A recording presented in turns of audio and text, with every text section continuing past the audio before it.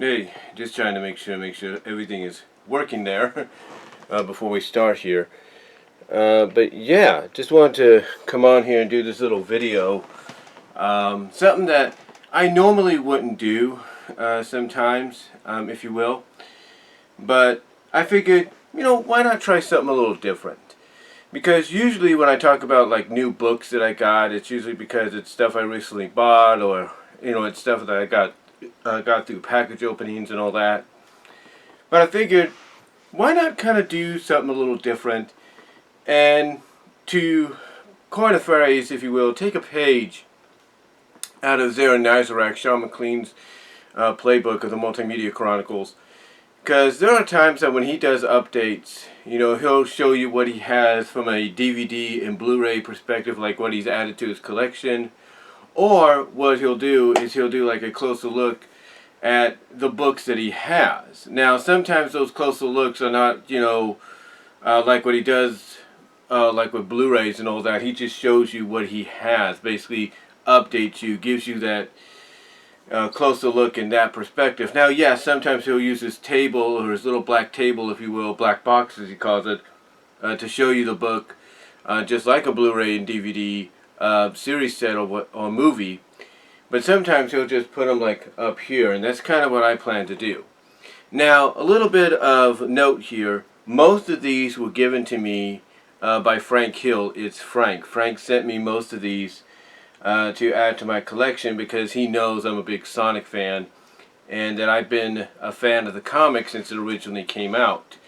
And a little side note as well, as I've mentioned beforehand, I've also been a subscriber, or I was a subscriber to the Archie book from issue 72 to the end, which was around 291, 292. So you're looking at essentially 220 issues I was a fan of, and that's across all, that's across basically, I would say, that's across what was it?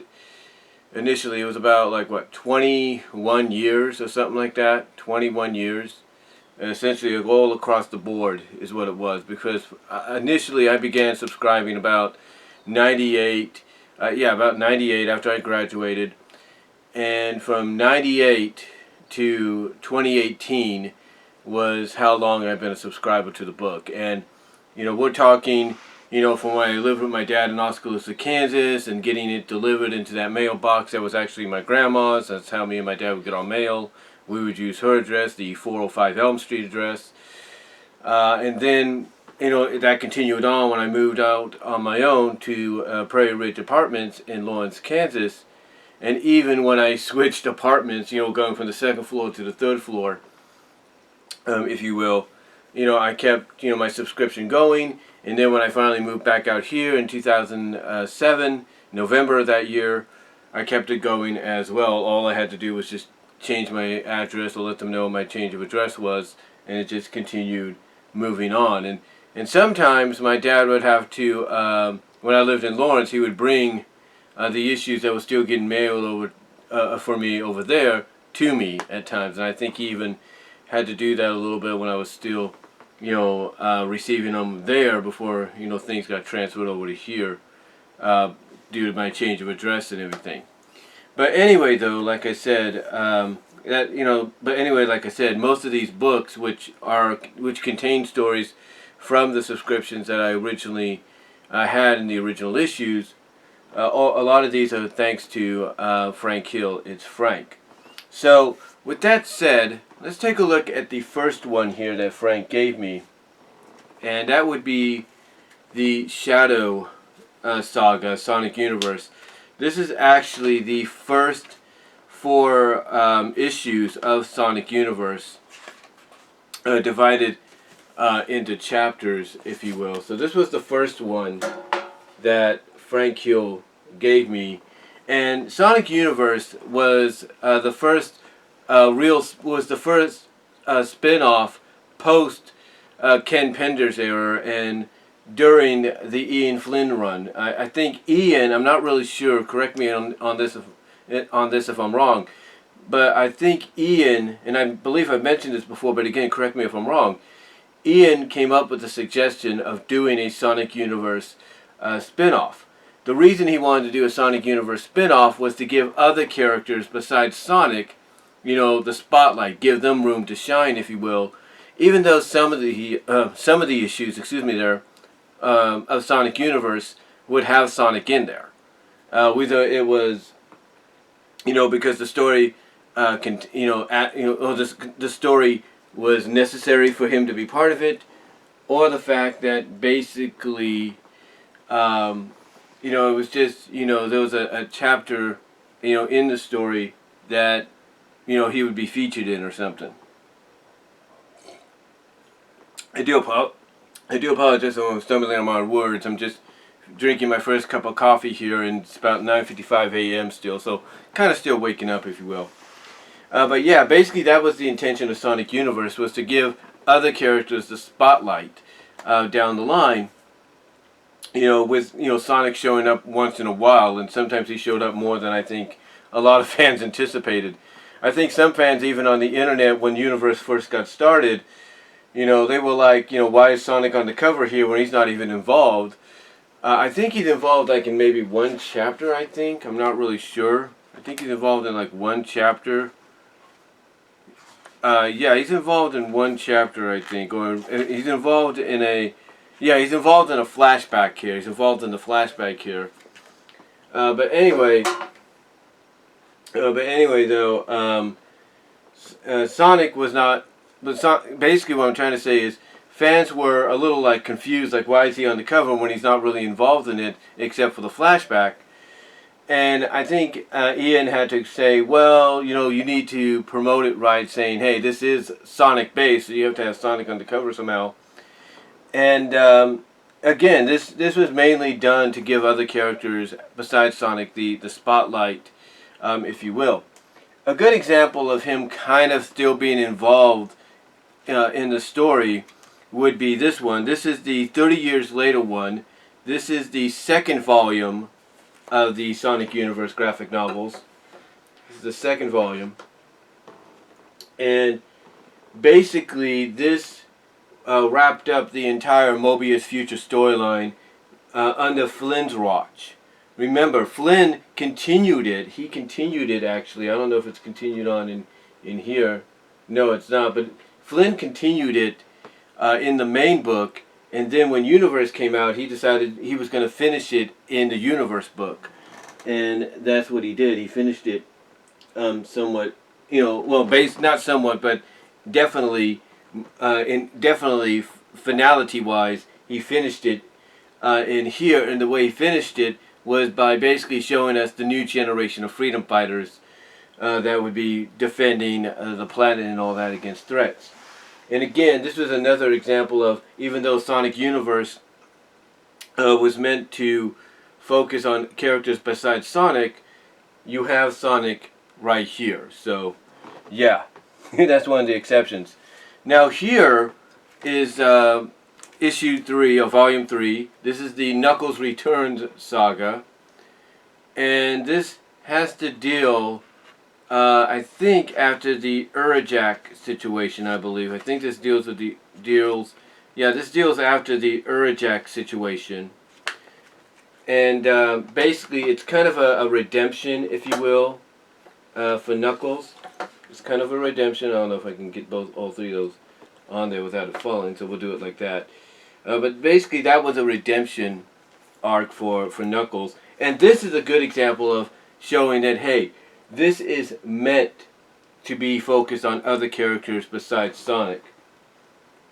So, you know, having the third volume, or the third saga miniseries, if you will, story arc, focused on Knuckles and the Chaotix was the best direction to go in to really exemplify that this is a spin-off that focuses on other characters, on other parts of the planet and universe and all that. So that was pretty cool. So this here is a good example, along with the first one, but this has no Sonic whatsoever in it. This one, the Knuckles Return Saga, has no Sonic in it, which is primarily what the intention of the comic was. However, we kind of disrupt that with Volume 4 here of Journey to the East. And this does involve Sonic, basically. It does involve Sonic. It involves Sally, Monkey Kong, Ken Kong, if you will, Fiona Fox, and the Destructives, and Tails. And the reason Journey to the East got a story arc in Sonic Universe was because Ian Flynn was using the Iron Dominion arc as basically the foundation of what direction he wanted to go in with epic stories and stuff. And I'm just checking something there, making sure you can see everything. There we go. Just move the camera a bit. But yeah, Ian Flynn basically was using the Iron Dominion arc, which started around at the end of issue 200 in the final page there, and up to about 211, 212. He was using that basically as a foundation, if you will, as a foundation for what would be, I guess you could say, his standard even now in the IDW book of epic storytelling, like multiple part stories that go a lot longer than they should. And Iron Dominion went for about a year, but when you count in the 4 issues of Sonic Universe that helped continue it as well, helped kind of fill in the gaps of what was going on outside of New Mobotropolis.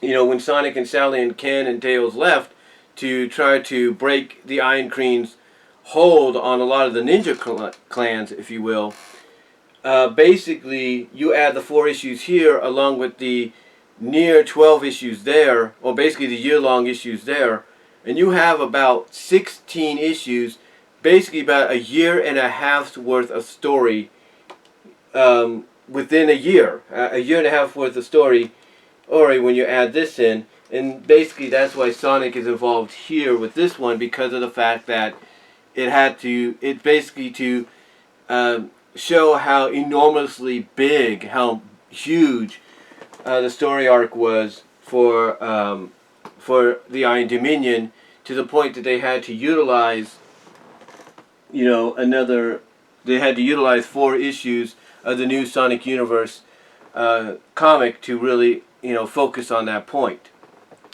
Now, afterwards, they did go back to the norm, kind of, with this one, which was Treasure Team Tangle. Treasure Team Tango. This focused on Amy, Cream, Rouge, Blaze, Shadow, and all them. And the only reason Sonic's on the cover here is that's basically taken from, I think, one of the other issues of the main book. But yeah, this focused on the Sonic Universe arc, focused on Amy and Cream teaming up with Blaze against Shadow, Rouge, and Omega, and as well as the Babylon Rogues and Bean and Bark and all that. So it was an interesting story arc. I'll tell you that. It was a really interesting story arc that they did there. But again, just like with Knuckles and even Shadow, well, Shadow had a bit of Sonic in the flashback, but mainly, just like with Knuckles, I should say, it showed you that basically you didn't have to rely on Sonic being in the book unless the story called for it. Another good example of that is this one, which is the Silver Saga. And this, believe it or not, is one of the darker stories that Ian Flynn has ever done, because I think even Crystal Maiden 77 would look at this and she would say he actually did it. Flynn actually did it by making his Other M story official.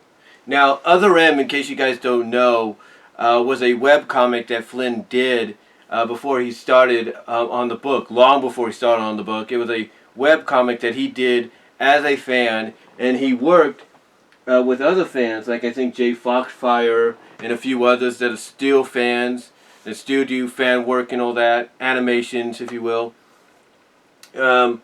He basically wrote up this story that was very dark, alternate universe kind of thing. And when you look at the Silver Saga here, which is basically, I think it's called, let me see what the title is. It's called Through the Looking Glass. I think that's what, well, it's basically called the Silver Saga. But when you look at the things contained here, you look at how things are basically drastically, very, very drastically dark here and everything. It's like you would be in agreement with someone like Crystal Maiden 77 that he actually did it. He actually got his Other M book officially, made into a story, in the official book. Especially when you look at, that ending right there of the first issue. But it's not a. But here's the thing: the Silver Saga is not a straight up adaptation. It's a loose adaptation because it has elements in there. It basically contains elements, I should say, inspired and loosely adapted from Other M. But yeah, it is one of the more darker ones that he's done, if you will, in quite some time. It is one of the more darker ones he has done. And it has a similar ending to it as Other M, but still it is, pretty much loosely based off Other M, if you will. And a lot of fans, when this happened, when this story came out, a lot of fans, including myself, were like, that's Other M. There's no getting around that this is Other M. But, and I don't know if Ian Flynn even acknowledged that he took elements from Other M to put into the book. But, yeah, if you look at this issue, if you pick up the Silver Saga, and I think you can still pick it up somewhere, but when you look at it, you will see exactly, when you compare it with the Other M webcomic, you will see that it is indeed officially Other M. But again, this is another good example of a Sonic Universe arc, without Sonic involved, unless it's in a flashback or something. But it's a good example of focusing on another game character like Silver, but taking him into a darker alternate future, which really was surprising that they allowed that to happen. Another good example of Sonic not being involved in a story arc is his clone, or his alternate universe self, known as Scourge, and that is Lockdown.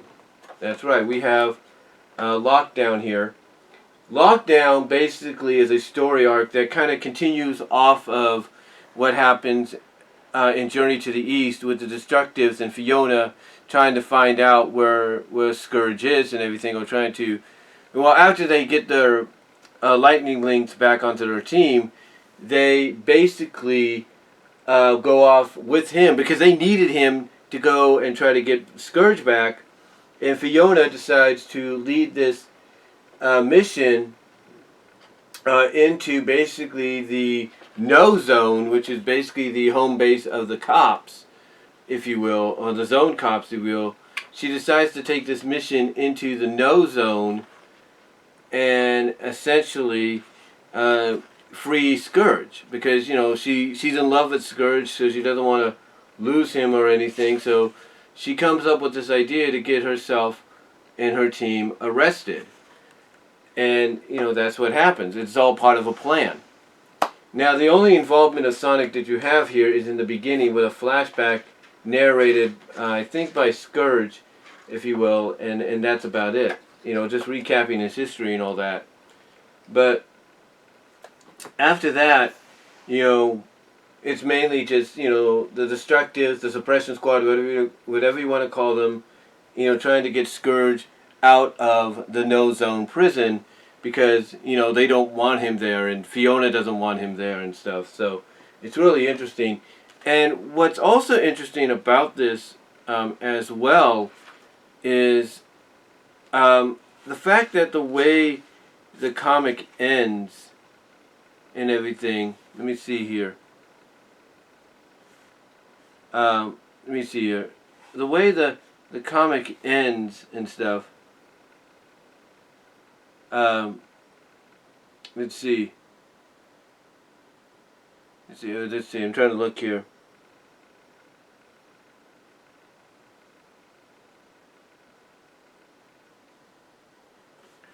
So yeah, basically, it does end with them getting ready to confront Dr. Fentivius, if you will, and Fiona's trying to tell Scourge, hey, this guy ain't no joke, you gotta be careful. And Scourge is like, don't worry, I'll take care of the guy. you let me worry about him. So obviously this was to lead into something else, but I don't think we ever got to that point just yet, as far as I know. But anyway though, what's interesting is Mike Darklighter, I should say. He does these animations, these SFM, CGI-like animations, and he basically did something to where when he had, and I'm assuming it's based off their escape from the No Zone, basically the Zone Cop prison, if you will. He actually has Fiona get separated from Scourge and the Suppression Squad. He has it get separated and end up in basically a very similar place. He's like Mobius, like, not Mobius Prime as it's known in the comics, but very identical to it. And she decides what Mike Darklighter has to decide in his continuation that takes place after this. He has her decide to start anew. Like, you know what, maybe I need to start fresh and, make some friends and, kind of redeem herself because, nobody was there to help her. It's like, she gets separated, nobody's contacting her to see where she's at. She's like, who needs him? Basically the way Mike had it worked out so far, at that time was, he wanted, Fiona was going to redeem herself. And again, it's supposedly, my opinion, it supposedly takes place after this. Now, after that, we didn't get any more universe arcs, unfortunately. We didn't get any more universe arcs, as far as I know. And if there are some more, I have to look into it. But yeah, we didn't get any more universe arcs after that. And so far, I think it's just stopped at, I think it stopped at, I'm trying to make sure I got them all here. I think I got more to go or something like that. I gotta look. But yeah, it stopped as far as it looks like here. Because all I have right now is, trying to see here. Hold on. Trying to get this all in order, if you will. Yeah, the only one I'm missing is 5. But I don't know if maybe that... I think I have 5 somewhere. I'm not really sure. Yeah, but the only one I'm missing right now is 5. But what I could tell, essentially, is they only did like 8 Sonic Universe graphic novels or collectible trade paperbacks.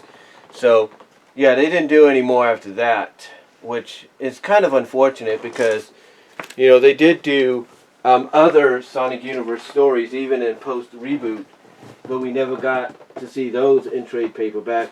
And I think, honestly, I would have loved to have seen Spark of Life, if you will. I would have loved to have seen Spark of Life, which was the Nicole story, the Nicole-centric story. I would have loved to have seen that as a trade paperback, if you know what I mean. As I just do something here to make sure it doesn't go in the screensaver. And that would be my TV on the YouTube app. Because one time I kept it, just standstill, if you will, for a while, and it went into a screensaver. Same with the computer sometimes, it'll do the same thing. But anyway, unfortunately I think they only did 8, as far as I know. So, hopefully maybe IDW will pick up the slack, because IDW, they did a lot of collections for the Archie TMNT series, the TMNT Adventures, if you will, and those sold well. Apparently, to where all the issues are in many volumes. I got most of them right now. I have a good chunk of them, I should say. Not a whole amount, but I got a good chunk of them. Mainly what I have is basically the entire Ninjara run, when Ninjara was part of the team. But yeah, if those could sell well, then I don't see a problem with Sega giving the okay for Archie to... Archie, but for both IDW and Archie, I should say, to work something out to make those happen, especially if what Ken Penders is saying right now is true about allowing his characters to finally be utilized in some kind of form, in some kind of shape, form, or fashion after so long, or after so many years. But continuing on to our trade paperback collection, the next one up here is Countdown to Chaos. And this contains basically essentially issues 252, this contains basically issues 252 to 256. You know, exactly. It contains issues 252 to 256, and I'm making sure that, let's see, 252, 53, 54, 55, yep, 252 to 256, and it actually gives you a bit of a background as to, you know, how we got here, if you will. Gives you a bit of a background of how we got here, and everything, and why this is all happening as it is. But yeah, 252 to 256 contained in here. And the reason this came about is, of course, because of said lawsuit. Because of the fact that Ken Penders sued Archie Comics, and Archie didn't want to go through any of this legal mumbo-jumbo, and they couldn't, basically, what's the word I'm looking for? They couldn't they couldn't bring forward, they couldn't produce, yeah, that's the word I'm looking for. They couldn't produce what they had claimed that Ken Penders had signed, which was a contract stating that all the things he had created, the world, the characters, belonged to them. They couldn't produce a copy of that because apparently it got lost in a fire or something like that. So Ken was able to kind of win the case, win back the rights to his characters. So to avoid any legal situation, they decided, you know what, screw this, we're just going to go and we're going to write out a lot of his creations. And they figured out ways to do it even before they went this route. During the Mecha Sally run, there was a issue. There were a couple of issues where Knuckles and Julie Sue would have been involved in the story. But because of the legal situation going on and everything going in Ken's favor, with him retaining his characters, basically Archie Comics and Ian Flynn had to edit very heavily the story in which Trash, the Tasmanian Devil, showed up or debuted in. And by editing it, what they did is they had Trash go and capture and send into limbo all the Echidna characters that were created by Ken Penders.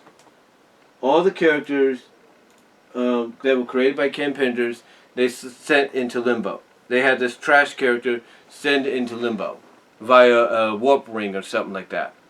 And it was basically, and the way they described it is, I don't know if he had altered the ring or something, but he had done it, but he had somehow changed the ring's power or something like that to where once he warped these characters into the limbo, there was no escape. Then no matter what Knuckles tried to do to get him back, he wouldn't be able to. And we're talking his mom, we're talking Linda, we're talking Julie Sue, we're talking Charmy, not Charmy, but Safan, Charmy's wife. Any character that Ken had created was warped into oblivion, into limbo, with this new character. And then Lita and Lyco's appearance, even though I think Ian has defended that they were originally going to be in there anyway, the reality was they showed up because the original idea was Hershey was going to be revealed as the person following Sonic, Tails, and Amy. So, and that would have led to her going back to Mobotropolis when she would have heard from them what was going on. But all that ceased to be, and a lot of those ideas, ended up, like I said, a lot of those stories, I should say, ended up being altered. And as a result, it all led to another Genesis wave, which ironically coincided with the first crossover between Sonic and Mega Man. So yeah, basically this came about because of all that, along with stuff before it. But yeah, this contains 52, 56, which was the start of the post-soft retcon and reboot. And now, before that, we also had this one. We had this story arc here. this is Sonic Genesis. So if we go chronologically, this came before this, and this was the first Genesis wave that happened. And basically in story, the Genesis wave was just Eggman's way of like, hey, I'm going to rewrite the universe so there's no Sonic. There's no Freedom Fighters. I can do whatever I want. And it backfired on him. So yeah, basically this was the first Genesis wave. And the result, of course, was things returning to normal. But also, this was to help celebrate the 20th anniversary of Sonic the Hedgehog. And the other one was, of course, in IDW, what they're doing right now, along with some other stuff, is to help celebrate the 30th. So this was for the 20th. The other stuff we're seeing right now is for the 30th.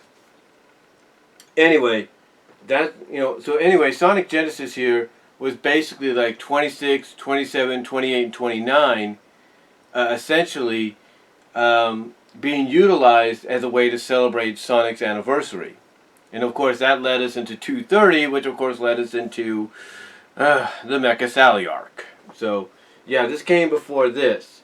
And this was a result of the second Genesis wave.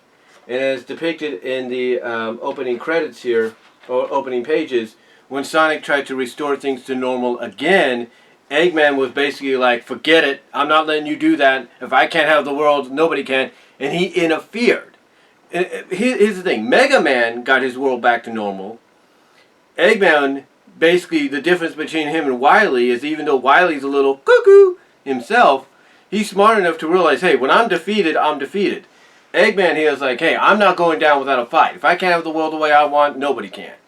And basically what happens at the end here, or during this and at the end, if you will, and moving later on afterwards, 257 onward, is all a result of Eggman basically not accepting the fact that, oh well, another plan backfired, whoop-de-doo, So, that's how in continuity, in story, we got this, but in behind-the-scenes situation, the whole legal deal. But yeah, this is the other one. This was I guess this was the beginning of a new graphic novel run, or trade paperback run, because this is given the #1 issue. And then of course we have Sonic Genesis trade paperback. Then they created another trade paperback series they called, or graphic novel series, they called basically the Saga series. That's what they called it. They called it the Saga series. And this contained basically all the issues that involved Darkest Storm. Darkest Storm is actually just a 3-issue deal, but they took a lot of stories, not just with Darkest Storm, but they took a lot of issues afterwards that connected with it, and just put them all together into a collection here. So that's what they did. So they took anything.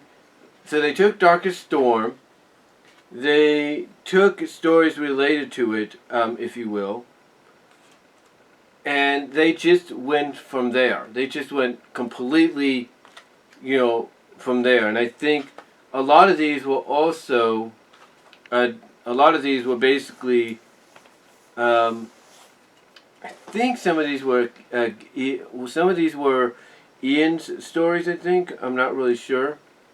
Yeah, these were Ian's stories, because there was a lot of stuff that happened in here. Because Darkest Storm basically, yeah, they were by Ian Flynn. I'm trying to see if Penders is credited here too. He's not, but most of these were, done by Ian.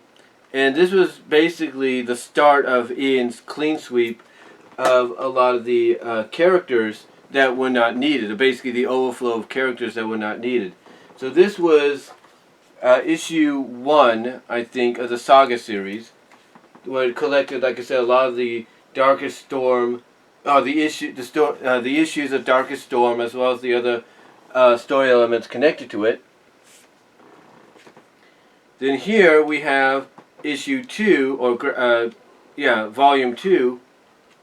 And this is the 2-issue story, or 3-issue story, Order from Chaos, I think. And again, just like with Sonic, just like with Darkest Storm, they gathered a lot of stories and centered around or related to Order from Chaos, and they put it into this book.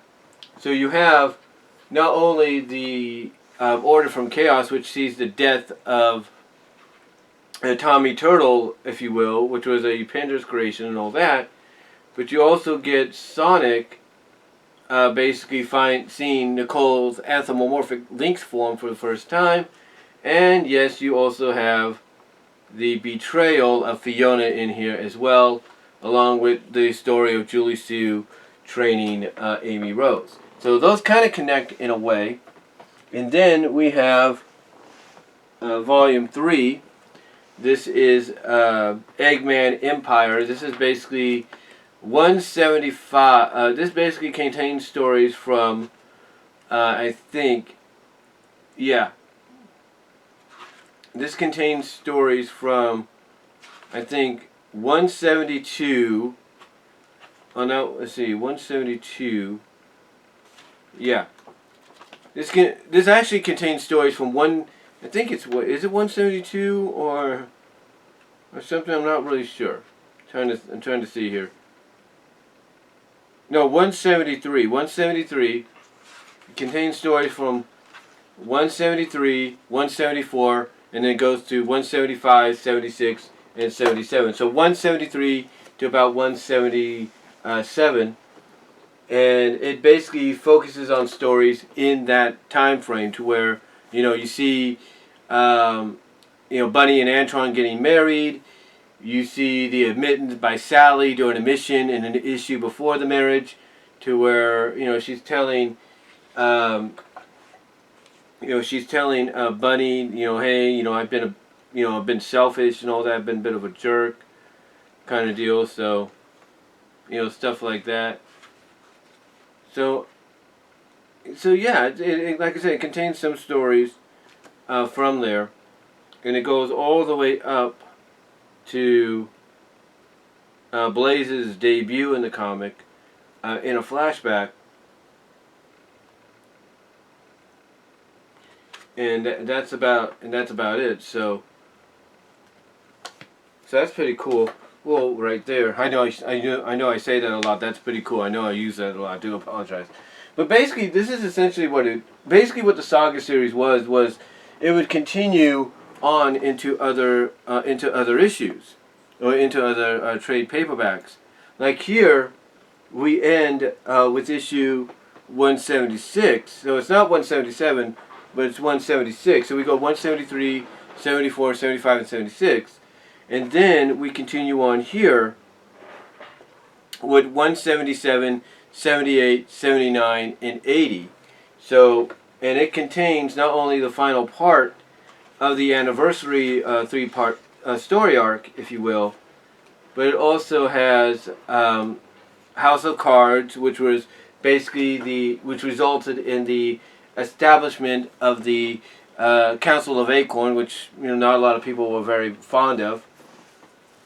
So it contains that beginning, if you will, and it also starts up, I think, the beginning of the Urjak Saga as well, and it's got stories in there, like I said, that kind of connect with basically they connect with some of what's going on. Like the bonus stories they would throw in there would connect to the main story, like Welcome to Wheel World, which was from, I think, what was it, 129, I believe. 129. Basically, the reason they added that story in as a main story, or as a bonus story, is because of its connection to what's going on in the House of Cards arc. And then here we have Volume 5. This is Evil Reborn, which continues from the ending of that, and it's basically Urjak Reborn. It's basically Knuckles corrupted into basically Knuckles being corrupted into being Urjak, thanks to Dr. Fintivius. And this was essentially to kind of get Knuckles back into his, status quo, if you will, as, as the Guardian, until they kind of loosened that up a little bit. So that contains that, and then that, of course, leads us into some future issues later on, which is like right here. This is Saga 6, and this contains stories of Tails, Mighty, and Mina being corrupted, controlled by Mogul, who basically put that into play long ago so that he could try to one up Sonic, get out of there, and all that. And they also have other stories contained in there as well. Like you have Sally along with Sally and Amy going to help and save Sonic, along with Jeffrey's help from Knack. And then of course you have basically the beginning of the invasion story arc, if you will, of the Mobius characters as well. You have that you have that as well, and I think I have this one somewhere as well, because it's number 6. This is number 6. I should have number 7 somewhere. If I don't, I have to get my hands on that. But yeah, we have number 6 here, and again, they just, like I say, they just flow into each other. So once you reach the status quo of a 4th story in there, that continues on into the next. So far, that's basically the stories. That's basically the work. Excuse me. The trade paperbacks that I have here. I'm only missing, from what I can tell, I gotta get these in order. Let me get these in order here. I'm only missing, I think, the one that continues the. I'm only missing, as far as I can tell, number 7, which basically continues on from number 6. So that's the only one I'm missing right now, is number 7, if you will, which continues from number 6. So those are the ones I have from the Saga series. And again, I do apologize for stumbling on my words a little bit. Doing the best I can here, if you will. And I'm trying to make sure I didn't miss anything here. So, okay, making sure. I don't think I did. Whoa, almost slipped there. And then, of course, I have my other ones right here. I'll take care of as well.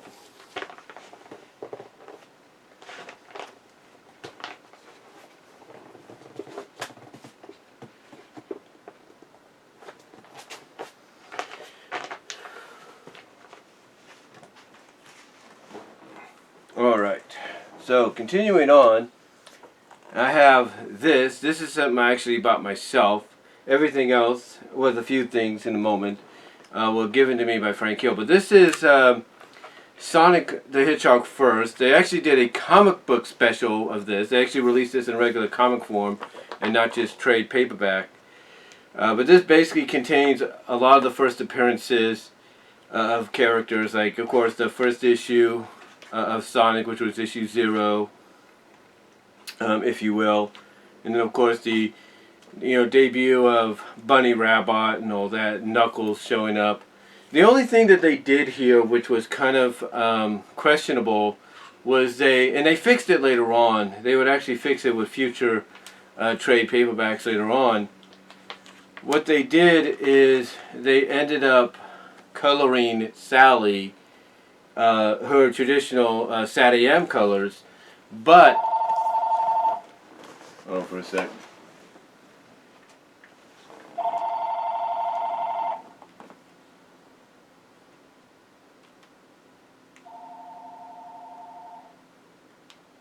Yeah, I don't know who that is. That's the wrong number. I do apologize for that.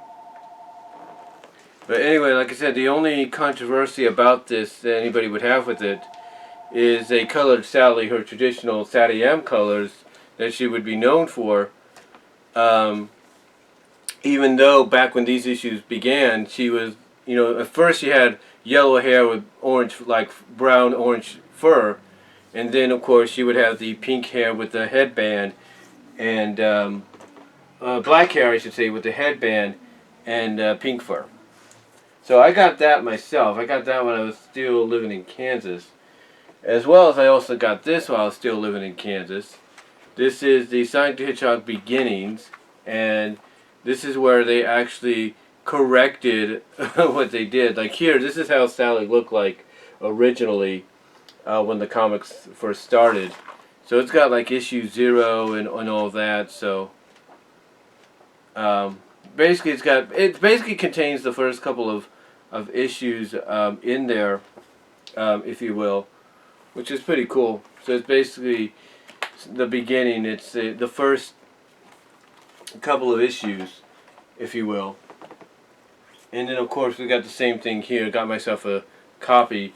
I can't remember how I did this. I think what happened is that I bought one. I think what happened, and this is, and again, these are one, and these, again, I got before I moved back out here. I think what happened is I bought them when I bought one from Archie Comics, and then I got one from, I think, Mile High. So I ended up getting 2 copies. And the same with this. I think one of these is from Frank Hill. I can't really remember or not. Or it may have been the same situation. But here we have Best of Sonic the Hedgehog comics. They did a second volume which was focused on the rivals and the villains. And this contains a lot of... Mainly, this contains here a lot of the main stories, if you will. Like this contains Mecha Madness. Yeah, it contains elements from Mecha Madness, if you will. Yeah, it contains, Mecha Madness, if you will. It contains Endgame, if you will, the final issues of Endgame, which is pretty cool. So it has Endgame, it has Mecha Madness in here.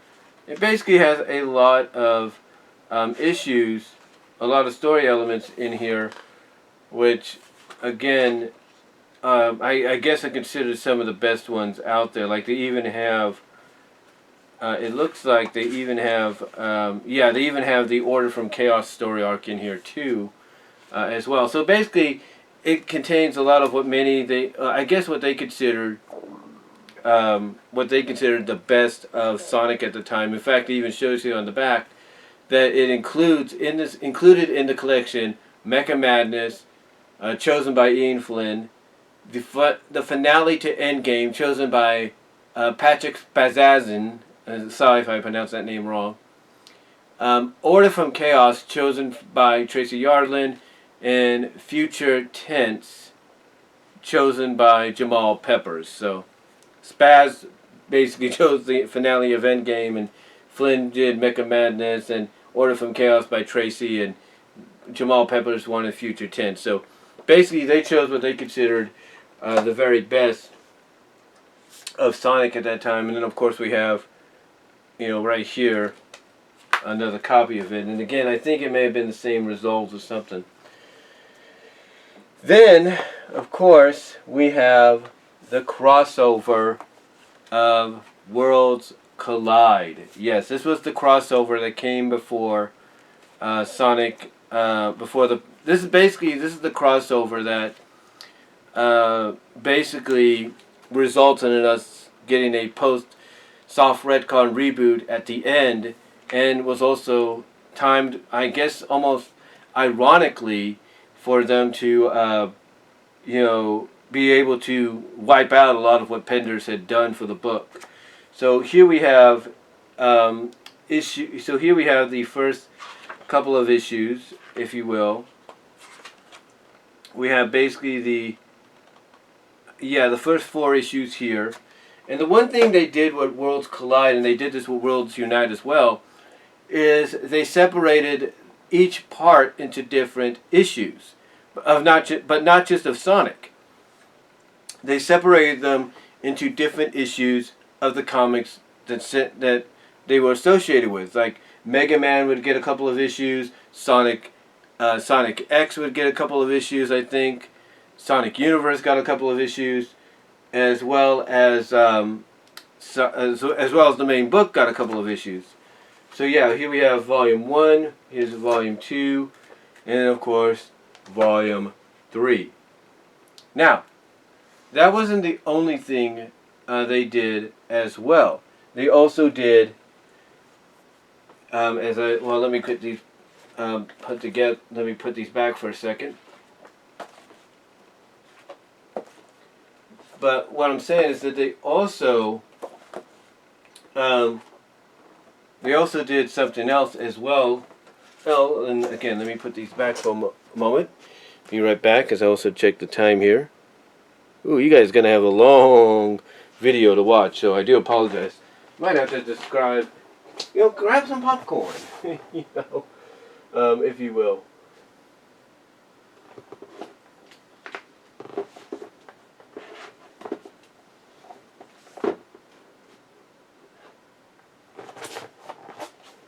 Because this is going to be a long one. But I thank you guys for watching. Anyway, after that, or during all this as well, they also did another set of books, which unfortunately I don't have the complete collection of, because it was, I was given certain ones by Frank Hill that he could only... The one thing about Frank is, that he gave me what he could get, and he had all the best intentions, so again, I thank him for that. But, he couldn't get them all, but he did what he could. So I'm very appreciative of that. So Sonic Select was another series that they did, and it was just a selection of stories connected with some kind of connection and basically with some kind of connection and all that to each other. But they were also just stuff that was selected by. I would assume, just like with Best of Sonic, they were selected by the artist, by the creative team. So here in issue 1, not issue 1, but Volume 1, you have the quest, which was from Sonic in Your Face. You have the Mirror Zone from Sonic in Your Face.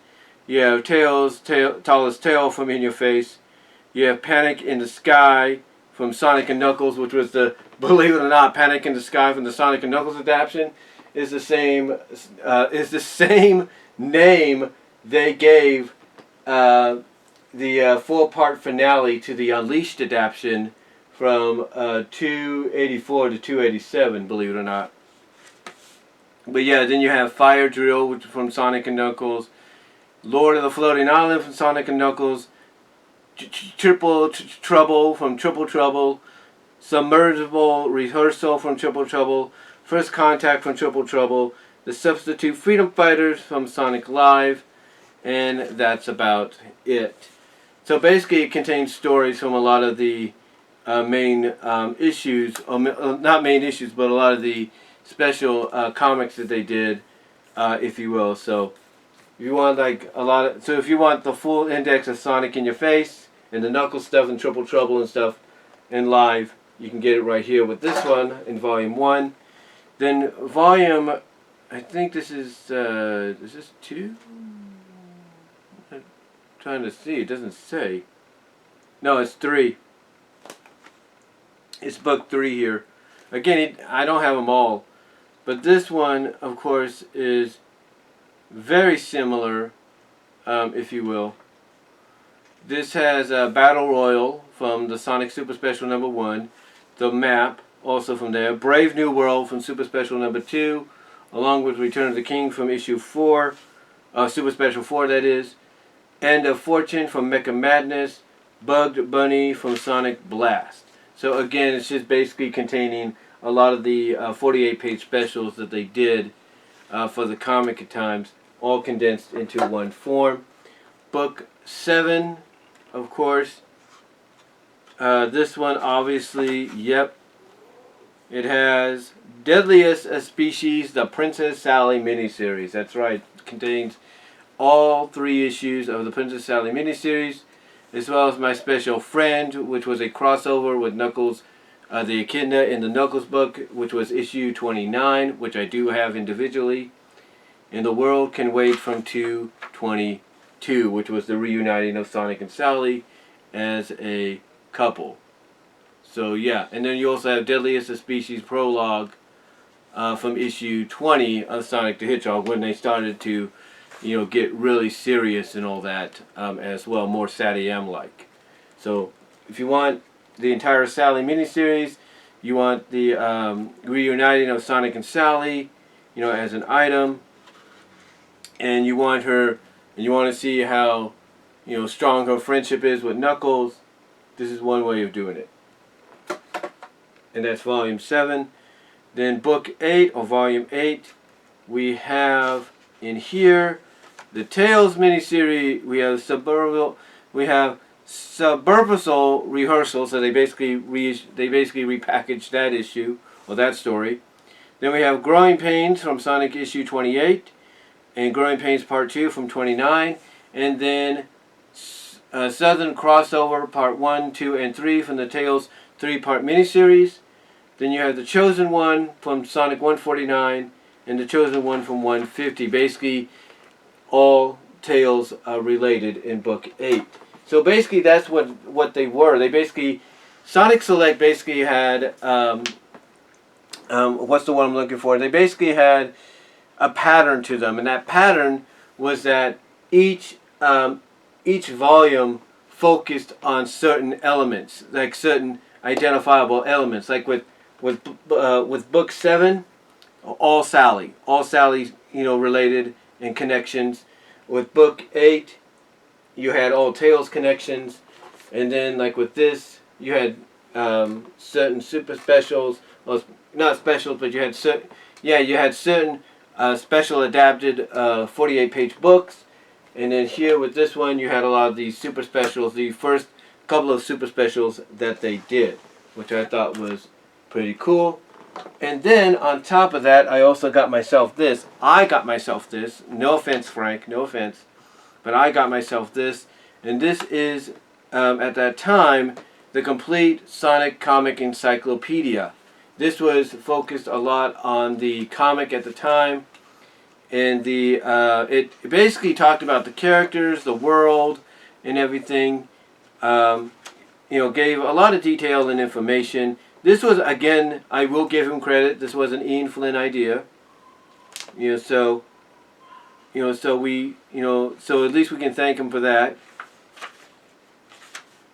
And this was released when they were doing the Mecha Sally arc. So yeah, that's the only downside, is when you look at Sally's profile, it basically tells you that she became Mecha Sally at the end. So yeah, that's the only I guess you could say downside to it, is you basically get, when you look at the Mobius encyclopedia, or the Sonic comic encyclopedia, when they get to Sally's profile, it's like, yeah, you find out more about her if you didn't know that much already, but you also see that it basically is current to when she was Mecha Sally. So yeah, not the best of ways to, I guess you could say, not the best of ways to,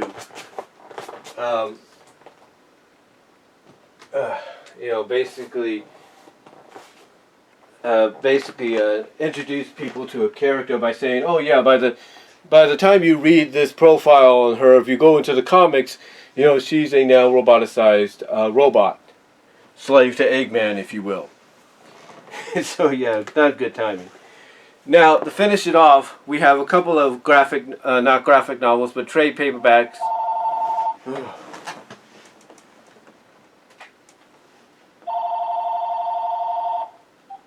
I don't know who that is.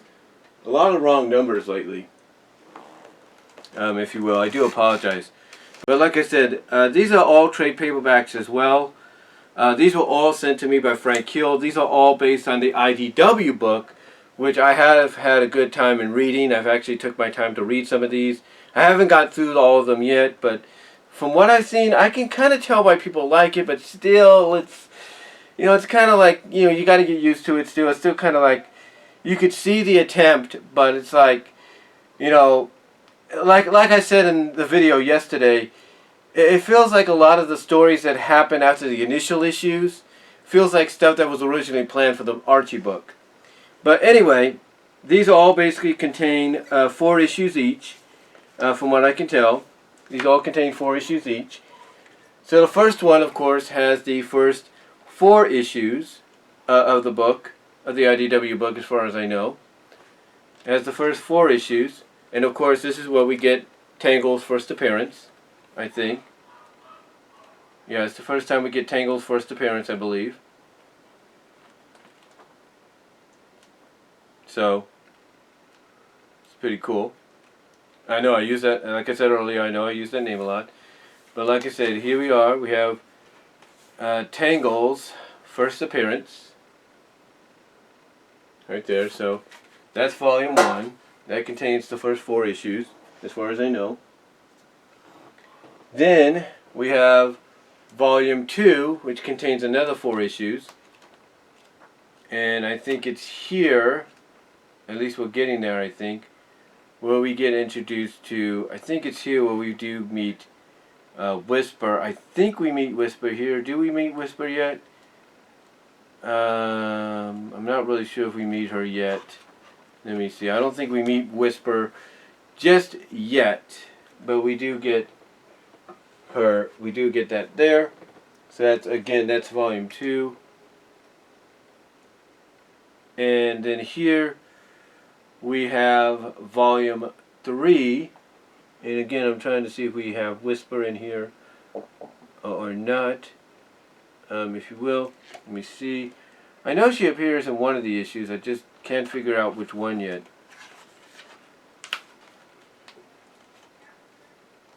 I'm trying to see here. Again, I'm not really sure which issue she appears in just yet. So, trying to see.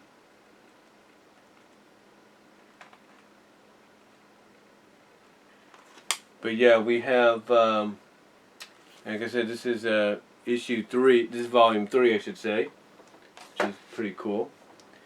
Then we have volume 4. Yeah, this is volume 4.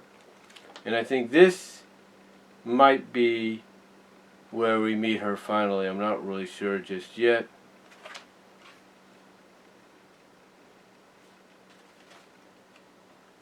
Trying to see. I know she shows up soon, but I just don't know when. Just don't know when, if you will.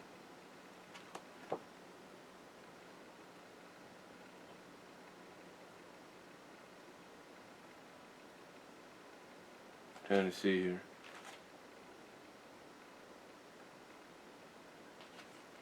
Hold on, guys. Trying to look here.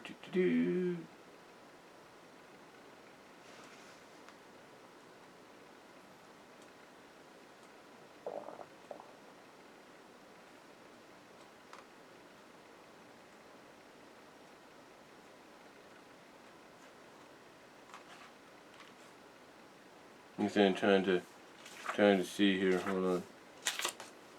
Because I don't know when she appeared.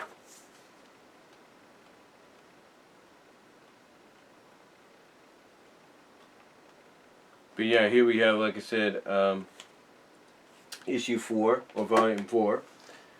Then we have volume 5.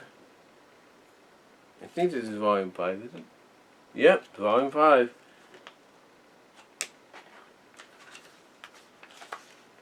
This is volume 5, if you will. And again, I know she appeared early in the issues. I just don't know when she appeared. That's the thing, if you will.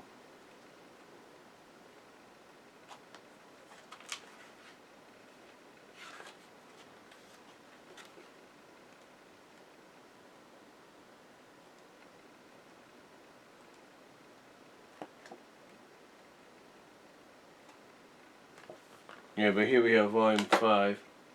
I know she appeared in one of these first issues. I gotta look it up, guys. So hold on. Hold on. I do apologize.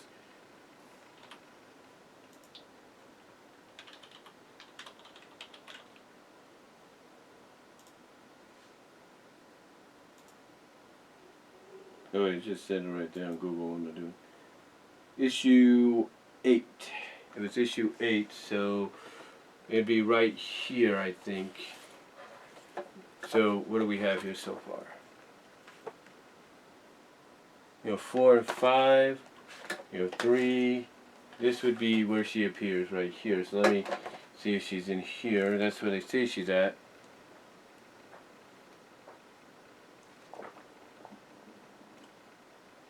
That's where they say she's at. She's around here. Yep, she is.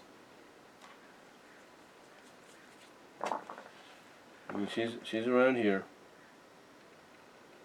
Yep, she appears in issue 8.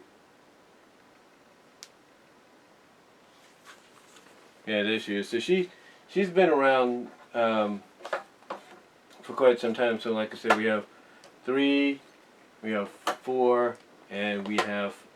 And wait a minute, hold on. I got a little mixed up there. Hold on, guys. Okay. What did I have? Okay, I have 2.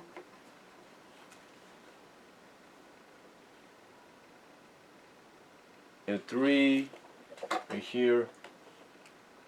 And then we have 4. And then we have 5. So yeah, she's in this. That's 5. Then here we have 6. And basically right about here, towards the end of this one, but really right into here is when the Metal Virus arc starts really taking effect, if you will. So yeah, we have volume 6 here, and again, this is when things start really, getting crazy and all that. And basically, where Tangle gets infected, if you will. Yeah, Tangle gets infected here.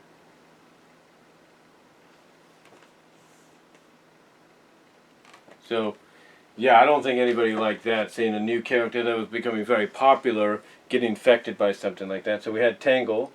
So we have volume 6. Then we have 7. We have volume 7. And this, of course, is where it ended, basically, if you will. I think this is where it ended. Yeah, this is where basically, essentially, it ended, if you will. Essentially, this is where it ended. You get, let's see, where's that moment with those two? Where's that moment, if you will?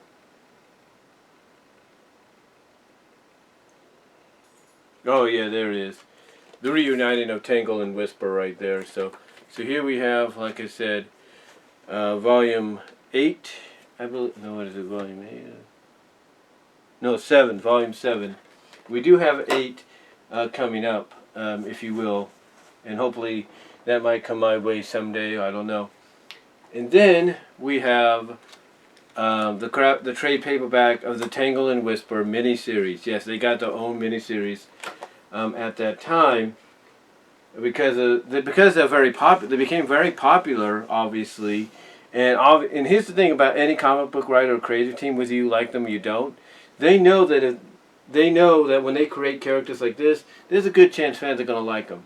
And apparently fans did. I mean, I like them, and I'm just getting into the book. I'm just catching up with the book a lot, but from what I've seen, I've liked. I really do. Even though there have been comparisons of, there's a little bit of like similarity, maybe not much, of a bunny rabbit with Whisper, and a little bit of similarity in design with Tangle to a Sally. So there you go. But yeah, those are basically the IDW books, and basically that's all of my Sonic Trade paperbacks collection from Archie Comics to IDW. And again, I got to give a big shout out to Frank Hill for supplying me with most of these. Really appreciate it. Again, there are some volumes I do not have, and hopefully I'll get those in the future. Who knows?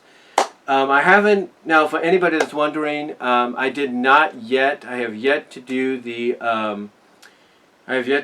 archives and all that. I'll probably do those down the line. But for right now, hopefully you guys enjoyed this. Again, I do apologize for stumbling a little bit on my words and being repetitive. I'm drinking coffee. I'm still kind of waking up. if you will. But yeah, I just wanted to come on here and do this and let you guys see what I have trade paperback wise when it comes to the Sonic comics from both the Archie and IDW side of things. But let me know what your thoughts are down below. Comment in the live chat during the premiere. Like the video. Grab some popcorn. I'll put that in the description. Grab some popcorn. This is a long one. So until next time, guys. God bless. Take care. I'm out.